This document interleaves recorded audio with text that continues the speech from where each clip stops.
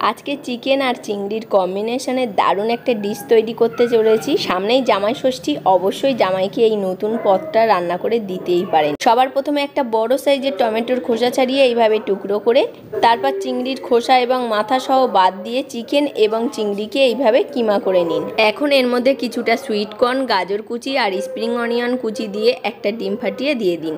এবার এতে স্বাদ অনুযায়ী লবণ, 1 চামচ ডার্ক সয়া সস, 1 চামচ লাইট সয়া সস, 1 চামচ জিরে ধনের গুঁড়ো আর কিছুটা কর্নফ্লাওয়ার দিয়ে খুব ভালো করে ম্যারিনেট করে গোল গোল শেপ দিয়ে একটা সাইডে রেখে দিন।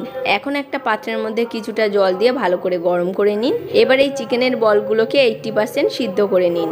তারপর একটি পাত্রের মধ্যে সামান্য একটু বাটার দিয়ে, বাটারটা গরম হয়ে গেলে এর মধ্যে সাদা তিল, রসুন কুচি, আদা কুচি দিয়ে হালকা একটু নেড়েচেড়ে, টমেটো কুচিটা দিয়ে ভালো করে নেড়েচেড়ে বেশ কিছুটা জল দিয়ে এবার এটা ফোটার পর্যায়ে আসলে চিকেনের বলগুলোকে ছেড়ে ওপর থেকে সামান্য একটু স্প্রিং অনিয়ন কুচি আর কালো তিল ছড়িয়ে এটাকে গরম গরম সার্ভ করুন। বেশ ভালো লাগবে।